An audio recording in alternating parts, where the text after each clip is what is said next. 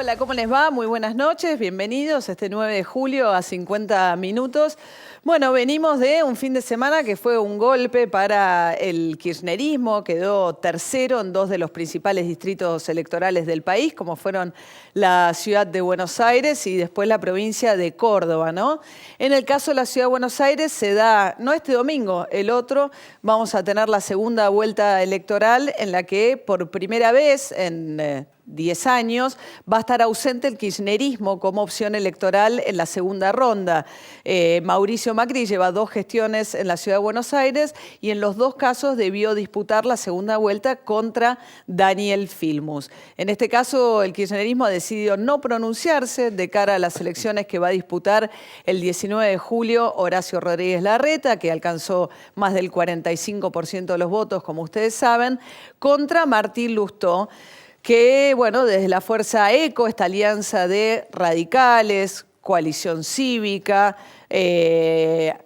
algo también de los socialistas, porque está Roy Cortinas, va a dar la disputa electoral. A pesar de lo que dijo Lustó, que fueron fuertes presiones que recibió después del domingo electoral, pidiéndole que desistiera de la segunda vuelta electoral, diciendo finalmente es el mismo espacio político a nivel nacional el que ustedes ocupan, porque él forma parte, digamos, de ese espacio que comparten Elisa Carrió, Ernesto Sanz, también Mauricio Macri, aunque Margarita Stolbizer también es una referente de algunos de los que integran el espacio de Lustó, y le dijeron, bueno, que se bajara. Y él dice que, bueno, que no, que hizo toda la campaña planteando que tiene que haber un balotaje. La Constitución de la Ciudad de Buenos Aires así lo establece, que a menos que haya 50% de los votos por parte de un candidato, hay segunda vuelta. Hay más de 20 puntos de diferencia respecto de lo que obtuvo Martín Lustó en la contienda con Larreta el domingo pasado, pero también los tuvo en su momento Filmus contra Macri cuando igual fue a la segunda vuelta. Quizás la pregunta para hacernos esta noche, y se la traslado a 2 de nuestros invitados, es 20 puntos y 45, ¿existe alguna posibilidad de que ese escenario se revierta? Federico Aurelio con nosotros. ¿Qué tal, Federico? Buenas noches. ¿Qué tal, María? Posibilidad siempre existe, la probabilidad es muy baja. Muy baja. ¿Y Ricardo Rubier? Lo mismo, sí, la probabilidad es muy baja.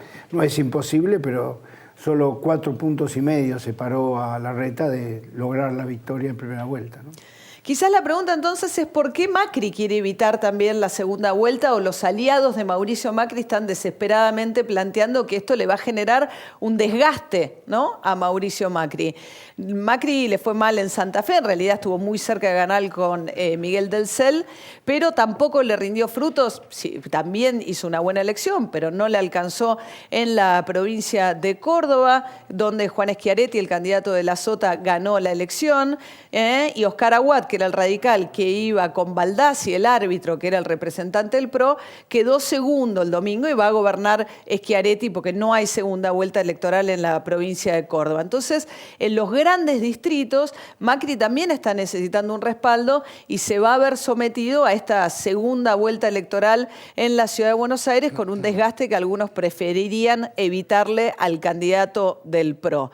Porque en las encuestas a nivel nacional, de eso vamos a hablar también con Aurelio y con Rubier, aparece un pequeño distanciamiento de Daniel Scioli en las encuestas con una ventaja. Son encuestas, falta tiempo, pero lo tienen, ¿no?, con una pequeña ventaja Scioli sobre Macri. Sí, así es. Sí. Así es. En tendencias muy estables en nuestras mediciones, el Frente para la Victoria ha liderado la intención de voto para las primarias en todos estos últimos tiempos. Bueno, la presidenta el fin de semana que hizo se refirió a Grecia, al referéndum de Grecia, ignorando lo que había pasado el domingo aquí. Habló del no al acuerdo que le proponía el Banco Europeo y los organismos internacionales a Grecia, y quiso resaltar la victoria del premier griego en la elección, ignorando lo que había pasado aquí. El festejo del oficialismo se trasladó el domingo a La Rioja. La Rioja lleva desde que nunca ha conocido un gobierno que no sea peronista.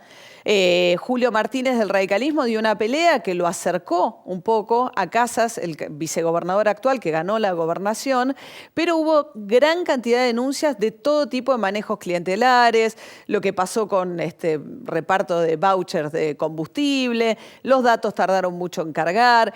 ¿Cuáles son las condiciones para competir, por ejemplo, en una provincia como La Rioja?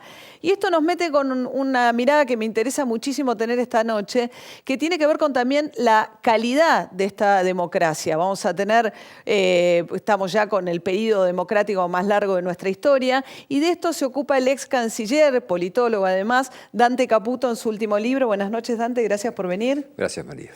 Bueno, un poco, el libro arranca con los tiempos de Alfonsín, ¿no? Y habla, Sí. pero un poco de sueños frustrados también habla el libro acerca de la democracia que tenemos hoy, ¿no? Son las idas y vueltas de las cuales parecería que no logramos salir de la Argentina. Hay una analogía con el trompo, ¿no? Ajá. Que la Argentina es como un trompo que gira a una velocidad vertiginosamente rápida, pero se desplaza de una manera exasperantemente lenta. Todo pasa todos los días y sucede esto y habla la presidenta y esto y lo demás allá, y parecería que y después se olvida y vuelven otras cosas urgentes. Mientras todo esto acontece a una velocidad pasmosa, nos damos cuenta que la Argentina ha olvidado el sentido del progreso, de la modernización, del cambio, de la transformación. Y lo que creo que es agotador para algunos argentinos, no para todos, es el eterno retorno. Una vez el péndulo se mueve hacia el populismo, otras veces el péndulo se mueve hacia la dominación del establishment, con disfraces distintos, a veces sin disfraces, como en la época de Videla, y va y viene, y va y viene. Después vamos a conversar con Dante Caputo qué versión de este péndulo le parece que representarían eventualmente Macri y Scioli. Presentamos el programa en 20 segundos, charlamos un poco de la coyuntura, la foto actual con los encuestadores y le damos después enseguida un poco de perspectiva con Dante Caputo. Ya venimos.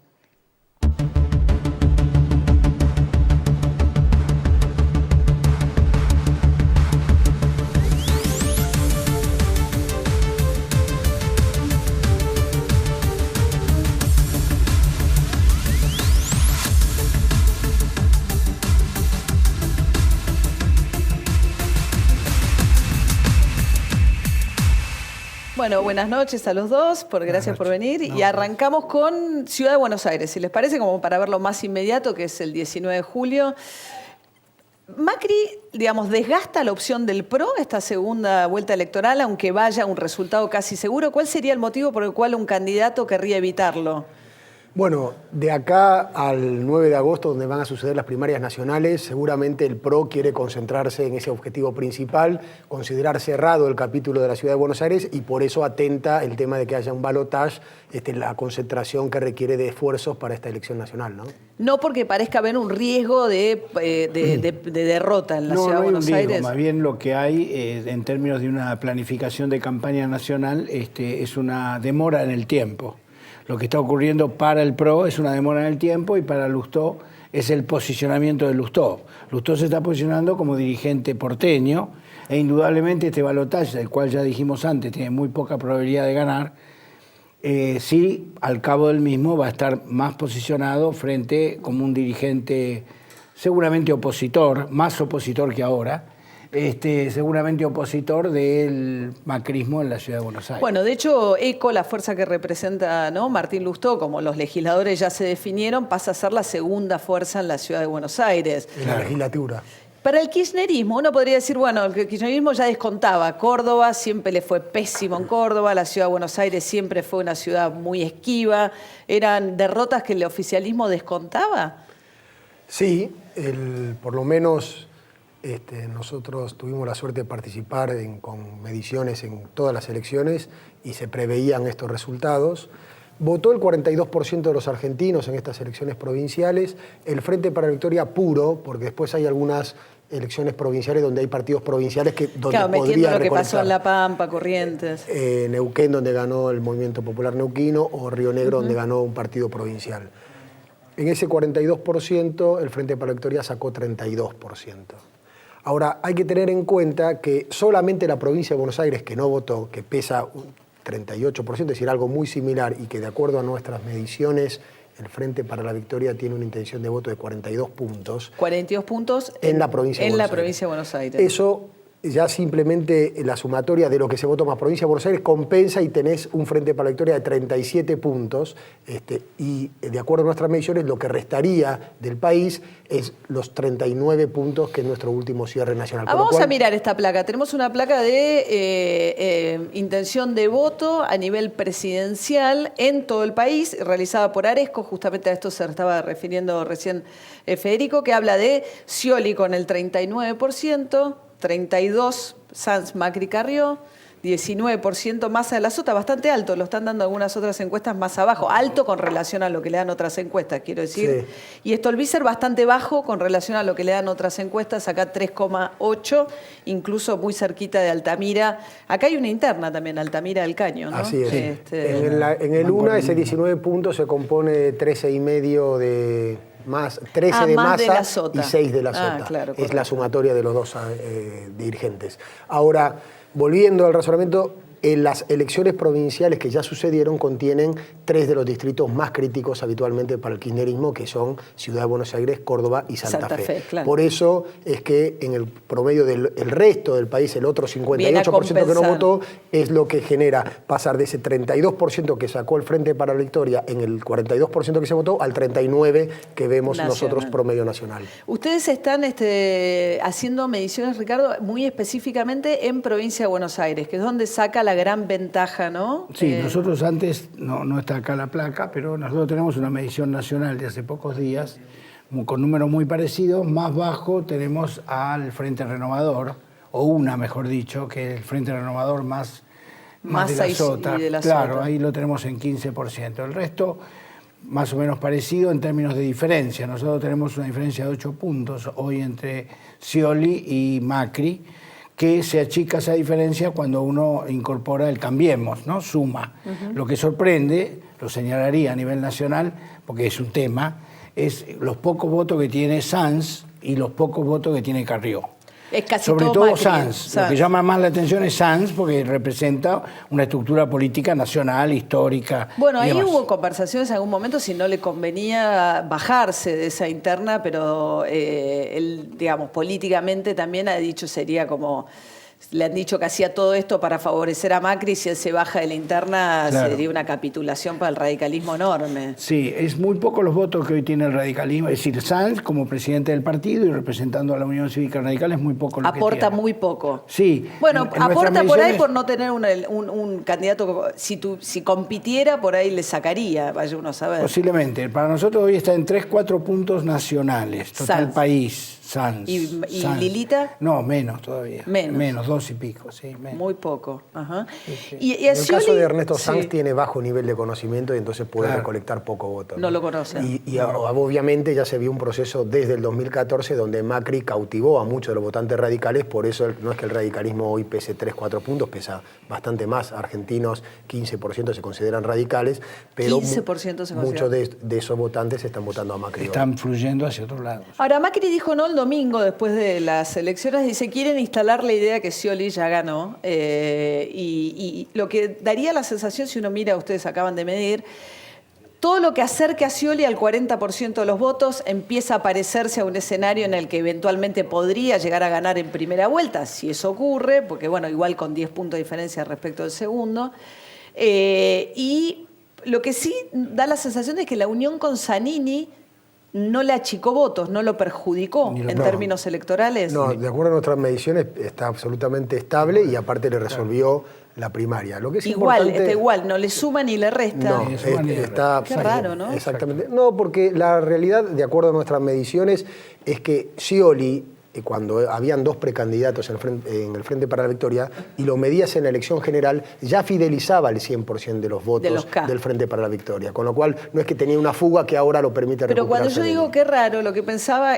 Nada, sin ser encuestadora, por supuesto, y acá demuestro que me equivocaría muchísimo, era el votante que no es kirchnerista, que lo percibía a Scioli como un kirchnerismo sui generis, quizás era más proclive a votar en este escenario sin Zanini a Scioli, y que puede espantar el voto no kirchnerista o anti-kirchnerista.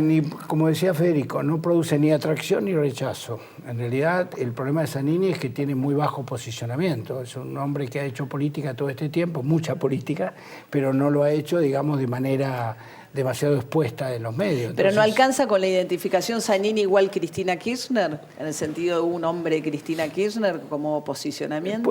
Puede en algún sector puede generar algún tipo de rechazo, pero no llega a ser significativo en términos de los números. En lo que nosotros medimos no llega a aparecer ese obstáculo como un obstáculo importante. No está dentro de los factores que evalúa la gente, los vicepresidentes, los diputados, evalúan otros factores que en el caso del oficialismo influye mucho el humor con la gestión del gobierno. Entonces uno sabe que va a influir mucho más cómo se modifique ese humor con la gestión del gobierno que los candidatos a diputados, los vicepresidentes y demás. Ajá. Eso es lo que más moviliza los votos. De hecho, cuando se deteriora, como por ejemplo se deterioró el humor el año pasado cuando se produjo la estampida del dólar, o este año con el caso Nisman, ahí vos ves una relación de caída de la intención de voto. Es muy interesante, me meto un poco, sin que me lo haya preguntado, pero me parece que es muy interesante ver que las fuerzas políticas en la Argentina se presentan a la sociedad en forma blanda y no dura. Es decir, o sea, el kirchnerismo duro se presenta con Scioli. Sí. Y el macrismo no se presenta como derecha, ni aceptaría ese nombre. O sea, hay una cuestión que tiene que ver con una... ¿Buscar el medio? Buscar el medio, exactamente. Las fuerzas políticas hoy en Argentina están buscando mostrarse como si fueran el centro. Ahora, unos más a la derecha, otros más a la izquierda, ¿no? El gran desafío de Macri, ¿no?, ahora está bastante concentrado en Provincia de Buenos Aires, conurbano. De hecho, cuando salió el domingo a hablar, habló de Florencio Varela, una vecina de Florencio Varela, donde ahí todavía la brecha parece muy grande a favor de la... Ustedes están haciendo mediciones estamos haciendo mediciones, ¿no? Federico también, han hecho mediciones, han publicado. Sí, la diferencia hoy de Scioli, la que damos a nivel nacional, esto se agranda en la provincia de Buenos Aires. Sustancialmente. De acuerdo a nuestra medición, la diferencia nacional se sustenta en la provincia de Buenos Aires. En la provincia, Claro, esto sí. En la provincia de Buenos Aires hay 15 puntos de diferencia que representan 6 puntos a nivel nacional, que es muy parecido a los 7. Estos 6 puntos que hoy le saca Scioli a Macri, se los saca con en la provincia fuerza de Buenos del Aires. conurbano. Total de la provincia. En el resto del país hay un equilibrio, por supuesto, con datos muy desiguales, porque una cosa es Ciudad de Buenos Aires y otra cosa es Jujuy, pero en el resto del país hoy vemos en el conjunto una paridad.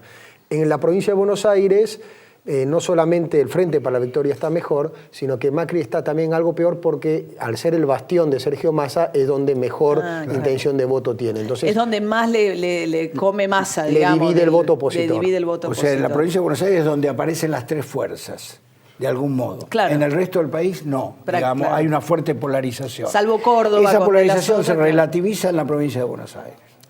Se debilita un poco en la provincia de Buenos Aires. O sea que Massa, que es el argumento de Massa, ¿no? Digamos, cuando quería ir a negociar con Mauricio Macri un acuerdo, finalmente lo que él termina es diciendo, bueno, el poder de daño que tiene es mayor que lo que tenía por ahí para aportar. A Macri ¿no? le hubiera convenido llegar a un acuerdo con Massa, por lo menos en la provincia de Buenos Aires.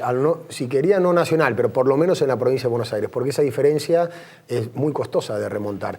La ciudad de Buenos Aires, donde Macri va a ganar por una amplísima diferencia, sin embargo, al pesar 4 veces menos que la provincia de Buenos Aires, todo queda porcentualizado mucho más bajo, ¿no? Claro, por eso vemos que no se pierden grandes distritos, el kirchnerismo queda último en Capital, Córdoba, pero el bastión es en la provincia de Buenos Aires, y así todo estamos en un domingo malísimo electoral, pero hablando de encuestas que muestran una diferencia importante a favor de Scioli a nivel nacional. La estrategia del macrismo es muy audaz. Muy audaz. El hecho de rechazar la posibilidad de alianzas y quedarse solo con Sanz, digamos, que expresa lo que dijimos, y Carrió, la verdad que muestra una gran audacia, una gran jugada que por el momento no le está saliendo bien. Por el momento nosotros vemos a las menos que elecciones... logre el balotaje. Todo depende si hay o no balotaje, ¿no? Así es.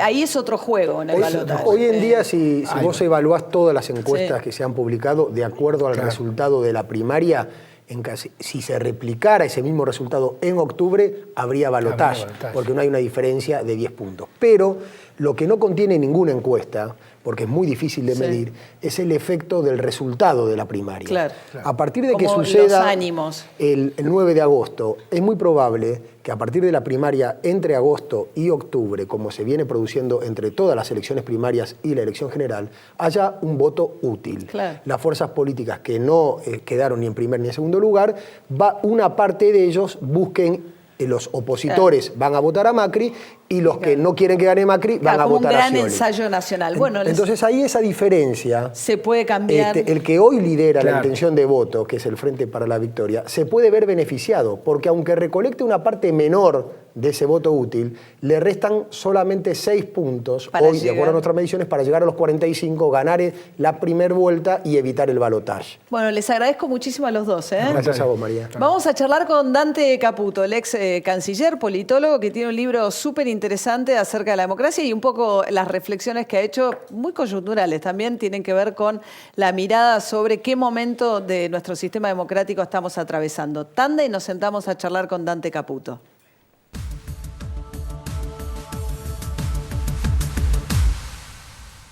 Ayudamos a producir más alimentos con menos recursos para un mundo en crecimiento. Descubrí quiénes somos realmente. Ingresá a Descubrí Monsanto y sé parte de la conversación.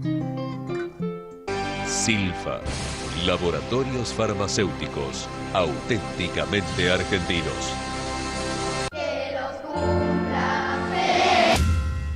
Al cumplir 18 años, miles de jóvenes sin familia pueden quedarse en la calle. Sumate a Doncel y ayudarlos a tener un futuro, porque crecer no tiene que ser una amenaza. Hay algo que con los años me quedó claro. Para llegar lejos necesitas la tranquilidad de tener todo asegurado y yo activo esa tranquilidad con Provincia Seguros.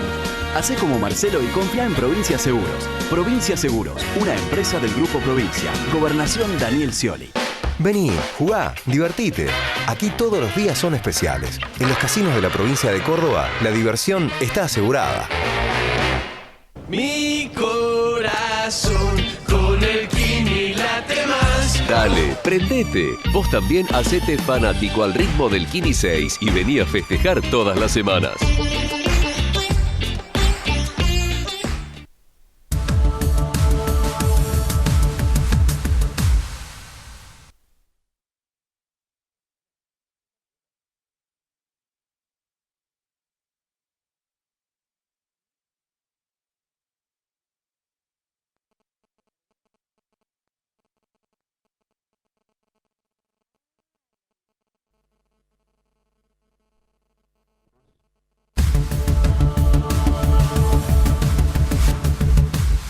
Bueno, estamos con Dante Caputo. Buenas noches nuevamente, gracias por venir.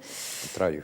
Y bueno, este libro a mí me sorprendió, el libro Un péndulo austral, Argentina entre el populismo y el establishment, porque Dante Caputo lo aclara en el prólogo, dice, esto no es una memoria, pero es muy vivencial, es un libro muy vivencial respecto de esos comienzos de la democracia, siendo obviamente designado canciller después del primer gobierno de nuestra democracia con Alfonsín, y un poco sobre el final también una mirada de aquello que se pensaba que iba a ser la democracia en el 83 y lo que resulta ser hoy, ¿no?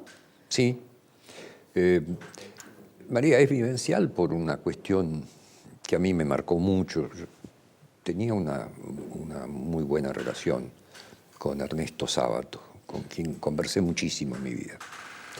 Y Ernesto solía decir que los grandes temas, sean la guerra, sean los cambios de las sociedades, son muy difíciles para ser relatados si uno no los encarna, si uno no le da el carácter humano que tiene la experiencia de un individuo. No, además tiene anécdotas deliciosas en un momento de cuenta que el 30 de octubre, después de ganar las elecciones, Alfonsín, ¿qué les dijo? No tomen nada. No, que se fueran, Ni que una no podían gota- beber, Ni una gota de alcohol. Pero Alfonsín tenía esas cosas, que los manda a la cama sin tomar alcohol. no se les ocurra ni una gota de alcohol. Genial. Estrictamente desobedecido. Estrictamente desobedecido. Bueno, pero un poco hay una reflexión en un momento interesante que dice que con los radicales la historia, o no sé quiénes, han sido mucho más exigentes que con el peronismo. Dice, nosotros los radicales, y al cabo el gobierno de Alfonsín se cae por 3 motivos, uno de los cuales por supuesto es el tema de la economía, pero también obediencia a vida, punto final. Dice, y sin embargo la historia ha sido mucho más exigente con el radicalismo que con el peronismo, al que le perdonó la AAA. Sí. Le perdonó, que no está en Los indultos. los indultos de Menem. Casi nada, ¿no? Sí, es así, es así. Yo no creo que esté mal que sea exigente con el radicalismo. Creo que no está tan bien que no sea exigente con las diversas versiones del peronismo. Diversas porque realmente es una especie de hidra el peronismo, ¿no? Una cabeza mira al establishment, otra cabeza mira a la izquierda, otra a los montoneros, otra a los militares. Es decir, es un extraño. Pero el peronismo puede hacer una cantidad de cosas y es socialmente menos sancionado. La sociedad es menos exigente. Eso me preocupa porque genera un conjunto de problemas en la Argentina que son y se demuestra que han sido serios. Bueno, por lo pronto además ahora lo que hay falta, vamos a ver qué pasa en las elecciones, pero hay falta de alternancia, digamos, en este periodo democrático, vamos a ver... Sí, hay falta de alternancia, pero toda falta... ¿Cuánto hace que estamos? 89, ¿no? Sí, con el Hace periodo 16 años menos el periodo de la Alianza. Con la Alianza se intentó una alternancia que fracasó rotundamente. Un desastre. Y yo formé parte de ese gobierno y de esa concepción. Y es ciertamente la acción política que más autocritico de toda mi vida. Ajá, haber formado parte de la Alianza. No solo haber formado, sino haber creído que eso iba a funcionar. Que esa reunión de radicalismo y Frente Grande, lo que fuere, iba más lejos de una mera alianza electoral. Yo pensé que se iba a armar una coalición política. No, fue una alianza electoral. Una alianza de conveniencia electoral que se rompió tan pronto la conveniencia se demostró inviable. Eso hacia adelante, Macri ha sido más claro en el sentido de decir yo no gobierno con nadie, digamos, voy con los radicales, pero si gana, gana el PRO. Sí, ha sido excepcionalmente claro en ese sentido. ¿Y eso ayuda? Y dependerá del resultado para él, ¿no? Es decir, yo creo que no hay ninguna norma política en la materia. Lo que a mí me gusta más, pero esto es mi gusto, es que yo habría esperado más bien un gobierno de coalición, insisto, no un gobierno de alianza. ¿Por qué un gobierno de coalición? Porque la integración de distintas fuerzas políticas con acentos distintos, con matices distintos, sirven para ejercer cierto control. Probablemente Macri, liberado a sí mismo y a sus economistas, ejerce un tipo de política económica que no va a tener control de otra fuerza política. El radicalismo no va a controlar absolutamente nada. El radicalismo va a estar preocupado para ver si obtiene algunos puestos en algunos lados. El radicalismo no tiene pensamiento hoy en día. La coalición garantizaba que no hubiese un corrimiento excesivo y, sobre todo, lo más peligroso, inviable en el mediano plazo. Inviable porque no puede durar. Porque no tiene mayorías en el Congreso. No tiene mayoría, porque no se va a armar el lío, porque la conocemos, y ese es el péndulo. Ese es el péndulo, claro. Porque, ahora, en esta versión argentina entre el populismo y el establishment, ¿Macri es establishment? Tiende a serlo, me parece, ¿no? Es decir, no se presenta como tal, pero ¿cómo se presenta Macri? ¿Cómo se presenta Scioli, María? ¿Qué es Scioli en este populismo versus establishment? Déjame hacer dos momentos en la reflexión. Primero, para decir quién es cada uno, hay que ver qué dice cada uno. No dicen absolutamente nada. El silencio de los dos principales candidatos a la presidencia de la Nación es impresionante. Pasaron cosas, nada más que este año, pasa lo de Nisman, ni uno ni otro hablaron. Pasan cosas internacionales como la cuestión griega, habla la presidenta, ni uno ni otro se expresan. Pasa lo que está sucediendo con el problema de ruptura del Estado de Derecho, la cuestión de la justicia, que es gravísima, que es gravísima. Bueno, estamos Más claro, grave en que la semana de la marcha con el tema de los parece? conjueces, ¿no? Que es esta designación y remoción de conjueces por mayoría simple, que es la nueva ley que han sancionado. Y pasan cosas mucho más graves, que es la permanente adaptación en Argentina de la ley a las necesidades del poder. Claro. Con lo cual, la democracia se termina convirtiendo en un proceso meramente electoral. La democracia es el Estado de Derecho. Es el conjunto de normas que dicen cómo funcionas vos con respecto a mí, respecto al no Estado. es solo votar cada 2 años, no. no te cumple todos los requisitos de un sistema Yo democrático. te diría que te cumple el 10% de los requisitos. Es imprescindible, obviamente. Es condición necesaria. Necesaria, obviamente. Lejos de ser suficiente, lejos de ser verdad. suficiente. Al punto que en un artículo que publiqué hace un rato en La Nación, yo hablo del inicio del autoritarismo electoral, ¿no? ¿Dónde estábamos? Estábamos con que no se habían pronunciado los candidatos no dicen nada. de Scioli y Macri sobre el tema de la justicia, o por lo No menos dicen Macri nada. algo ha dicho, se subió. Pero Scioli defiende. para la sí, pero para la dimensión del problema, para el impacto y repercusión que tiene en la sociedad, el posicionamiento de los candidatos es muy bajo. Sí. Se supondría que... Mira, yo no quiero que haya plataformas políticas electorales complejas que ni cumple nadie... Ni nadie lee. Ni nadie lee. Bah, dejémosla. Pero, a ver, ¿cuáles son las 4 cosas centrales que vas a hacer? ¿Cuáles son las 4 cosas centrales que no vas a hacer? ¿Vas a hacer un ajuste fuerte?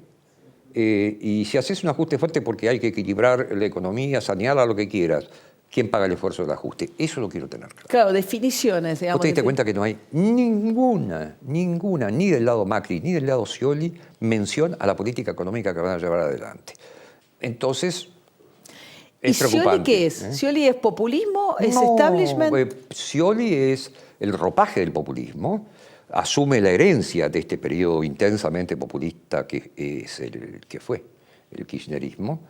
No creo que íntimamente él pertenezca a esa forma de hacer política, y supongo más que si es presidente va poco a poco a abandonar las prácticas kirchneristas, por más que esté Zanini al lado, por más que esté la Cámpora vigilando, por más que hayan dispuesto toda una guardia pretoriana para que no haya desviacionismo sciolista. Desviacionismo sciolista. Va a haber desviacionismo sciolista, Scioli va a gobernar para un determinado lugar y va a ser para un lugar bastante diferente del que manejó el actual gobierno.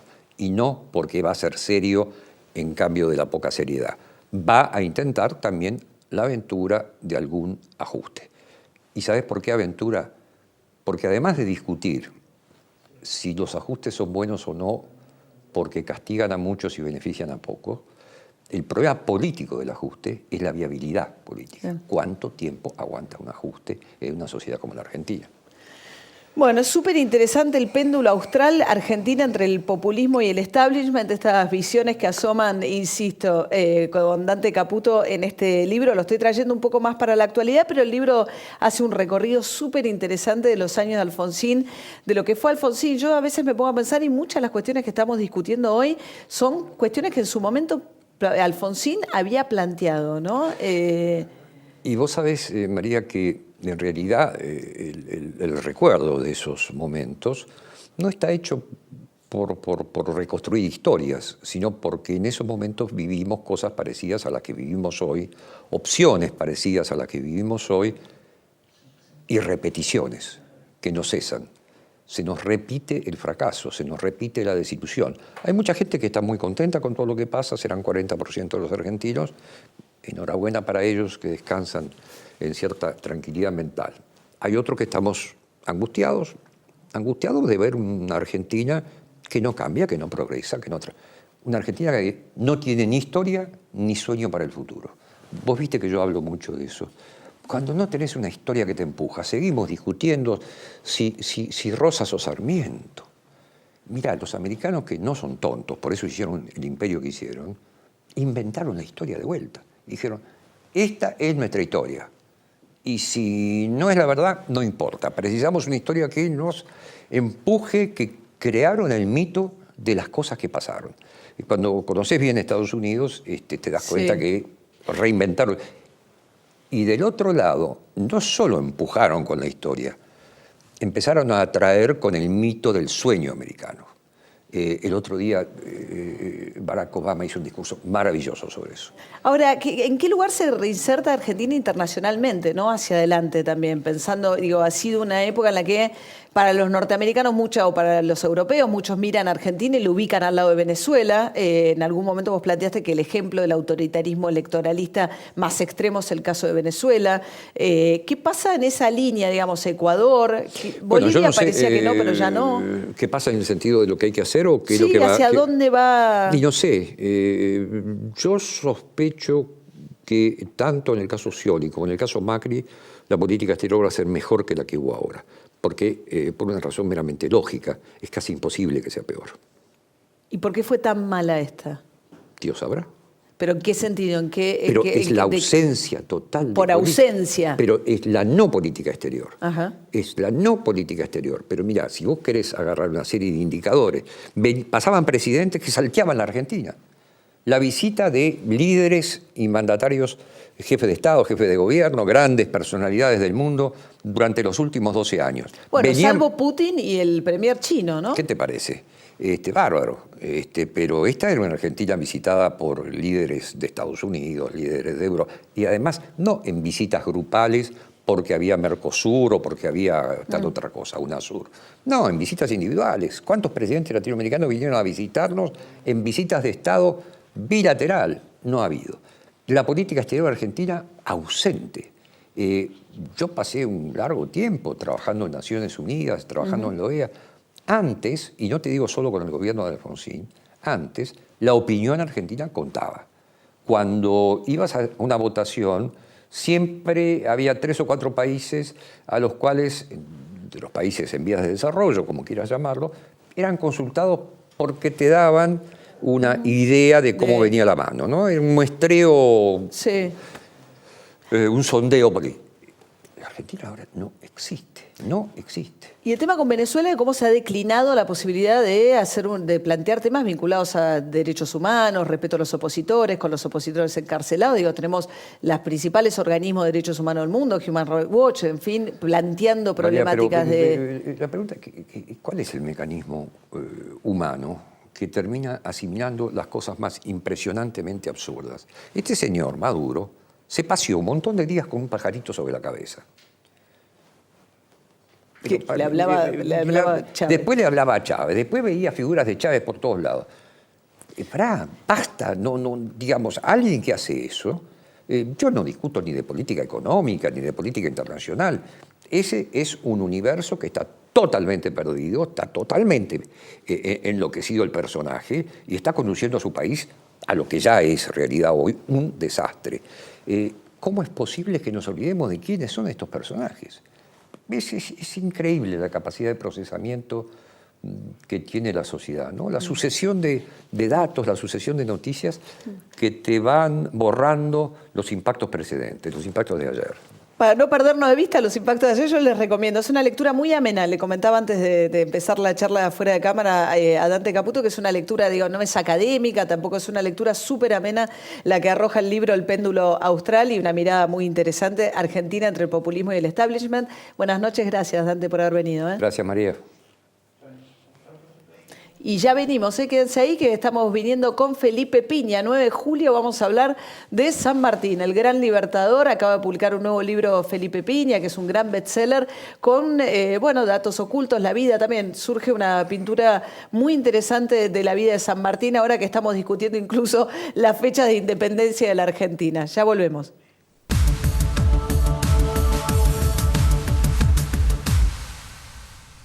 Crecer es brindar oportunidades. Crecer es motivar el desarrollo de la gente. Crecer es promover la cultura y el deporte. Queremos seguir creciendo junto a vos. Banco Ciudad. Te quiere ver crecer. 0822 20400. bancociudad.com.ar. Marianela Núñez vuelve a San Martín para ofrecer una nueva gala solidaria de ballet para toda la familia. Vení a disfrutar de una de las mejores bailarinas clásicas del mundo en un espectáculo de alto nivel internacional. Te esperamos el sábado 18 de julio a las 19 en la Sociedad Alemana de Villa Ballester. Avenida Juan Manuel de Rosas y 9 de julio José León Suárez. Retira tus entradas en el Centro de Atención al Vecino, en Belgrano 3747. Invitan Bingo San Martín, Amesud y Alemarza. Organizan Teatro Argentino, Arte y Cultura y Municipalidad de San Martín. Nuestro desafío, ¿cuál fue? Acercar la salud a la gente y la gente a la salud. Por eso creamos UPA 24 horas. Buenos Aires, Gobernación Daniel Scioli.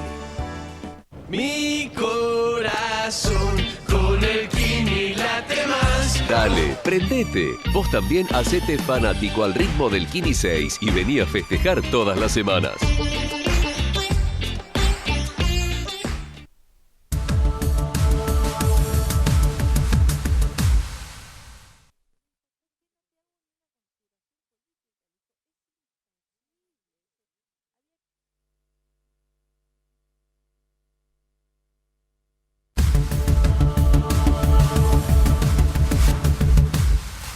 Bueno, y hoy que es 9 de julio pensamos en hablar un poquito del Día de la Independencia que estamos recordando y de uno de nuestros libertadores, el gran libertador San Martín. Acaba de escribir Felipe Piña, La voz del gran jefe, vida y pensamiento de José de San Martín. ¿Cómo andas, Felipe? Bien, María, ¿cómo estás? Bien. Te preguntaba antes, vamos a tener otro bicentenario pronto, Sí. Pues vos decís que muchos países Sí, tienen varios dos países fechas de de Latinoamérica que tuvieron la misma situación porque hay una especie de explosión juntista.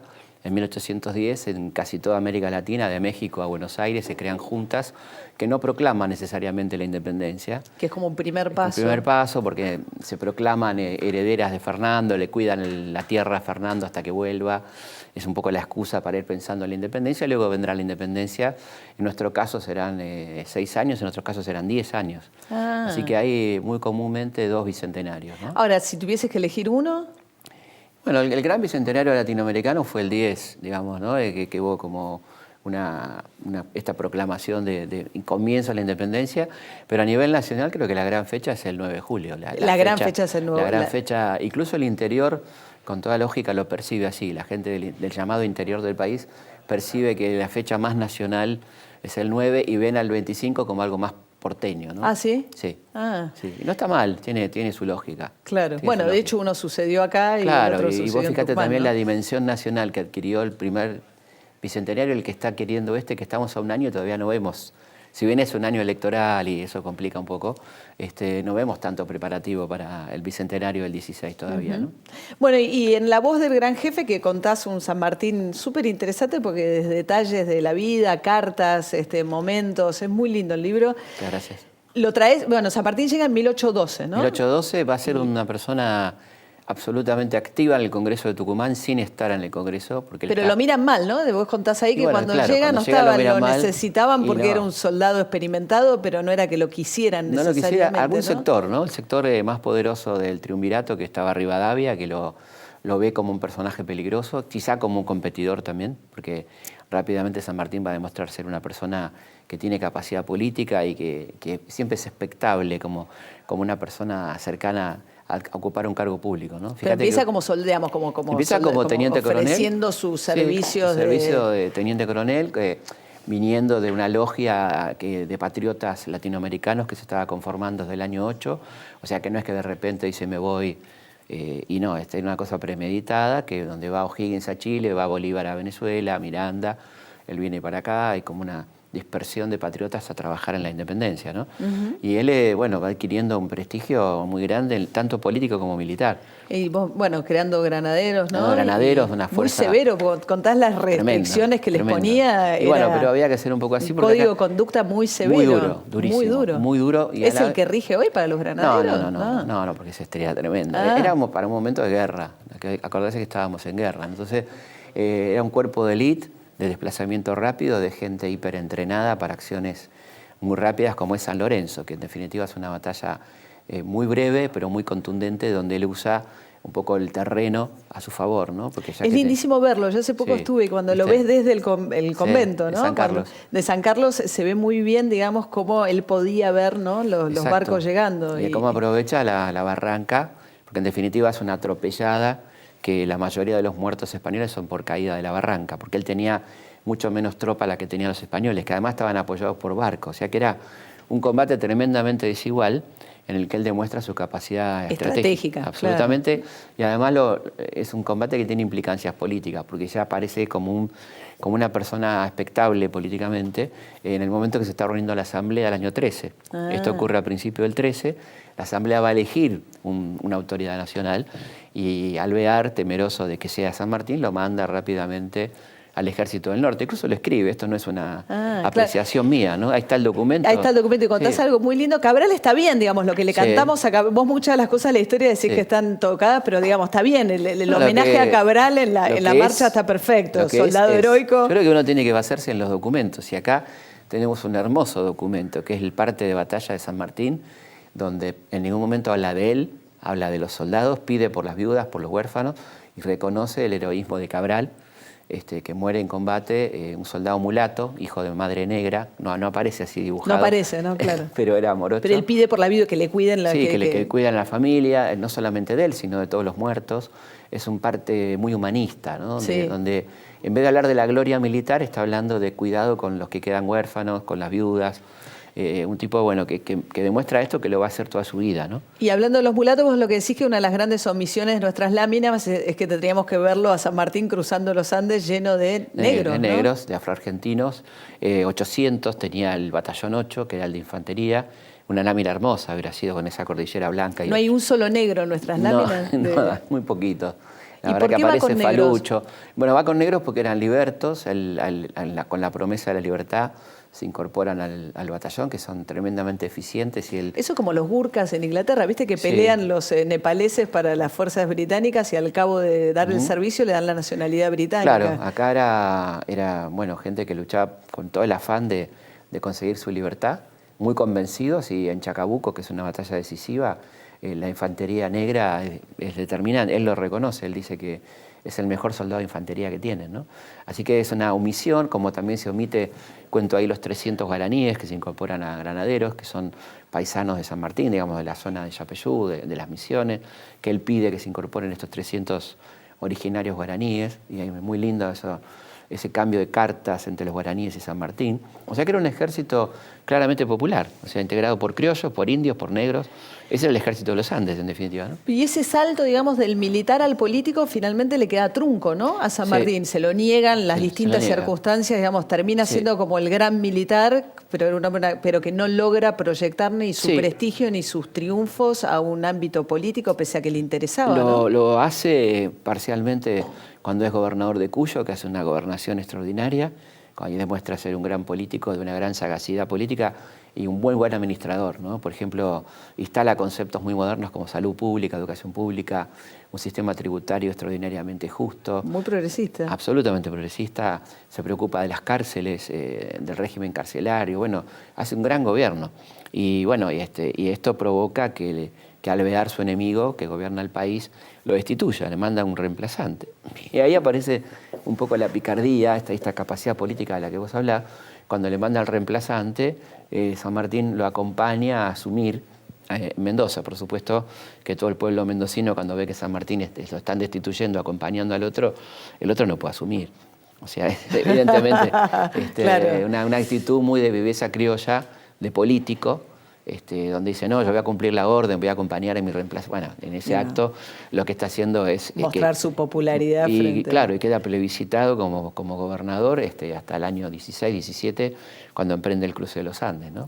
Así que era un hombre que sí le importaba la política. Incluso cuando vuelve de esa situación complicada en el Perú, después de Guayaquil, está haciendo un armado político, como diríamos hoy, ¿no? Con el gobernador de Córdoba, el gobernador de Santa Fe, con gente de Chile, tratando de armar una ampliación de lo que hoy es la Argentina, pero claro, los unitarios no lo dejan. Intentan matarlo incluso, ¿no? Y de ahí se va a Europa, ¿no? Como general de Argentina, Perú y Chile. Exactamente. Es muy lindo lo que contás triste, de ese viaje en barco en el que él espera volver después de años de exilio, y en Montevideo decide que tiene que pegar la vuelta, que no puede volver Claro, porque acá gobierna Lavalle, que ha matado a Dorrego. Para él eso es desgarrador, porque Dorrego fue un gran oficial de él en el Ejército del Norte cuando estaba con Belgrano, y Lavalle es el ejército que lo acompaña, el Ejército de los Andes, ¿no?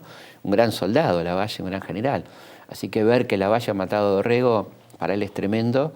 No desembarca en Buenos Aires porque siento que está avalando esa dictadura de Lavalle, una dictadura muy cruenta, y se queda en Montevideo viendo qué pasa, a ver si las cosas cambian. Pero bueno, tiene que volver a Europa. Y sufre una campaña de prensa de las que estamos acostumbrados en los últimos 40, 50 años de historia argentina, feroz, donde lo acusan de cosas, de calumnias absolutas que él no enriquecerse. Vamos con sus penurias económicas, claro, y cómo además mentira, le sí. ofrecen en un momento un cargo ante Perú y lo declina porque él ya cobraba, lo único de lo que vivía era el salario de general de Perú, ¿no? Es impresionante, cuando le ofrecen otro sueldo, dice, no, ya tengo un sueldo de otra república americana, no voy a recibir otro sueldo. Un tipo de honestidad impresionante, por eso uno se enoja tanto cuando ve las calumnias, ¿no?, que se lanzaron sobre él, absolutamente. Y las calumnias vos las ubicás en los unitarios. Los unitarios que eran sus grandes enemigos, apoyo, ¿no?, finalmente a Rosas sobre el sí, final. antes, porque esto es antes, ¿no? En realidad él no está de acuerdo, él no es federal, pero no está de acuerdo con cómo están manejando los unitarios el país, ¿no? O sea,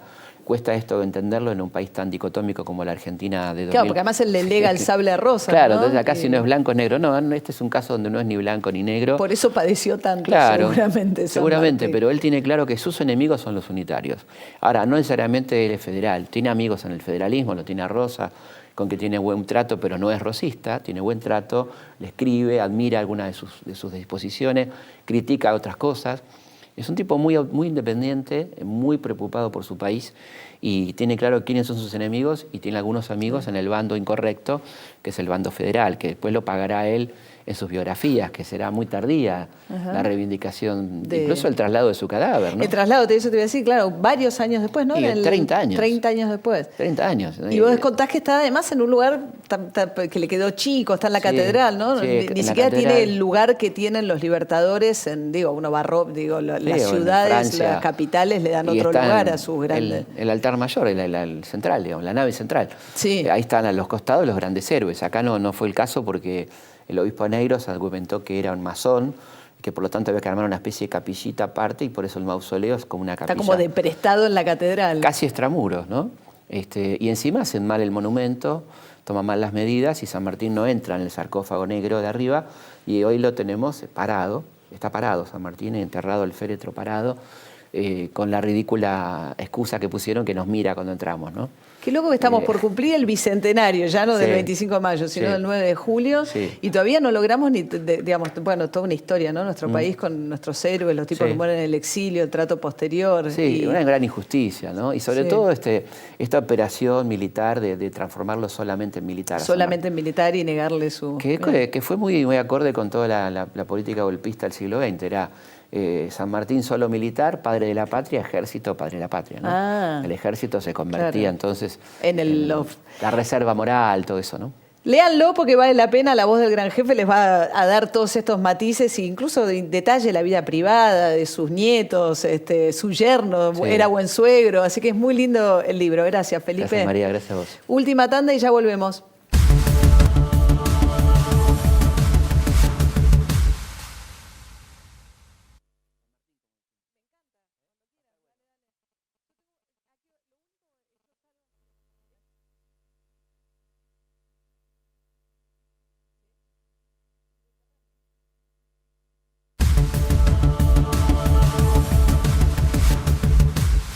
Bueno, espero que hayan tenido un lindo feriado el 9 de julio. Nosotros nos reencontramos con ustedes el próximo jueves aquí por Canal 26 a las 10 de la noche. Muy buenas noches.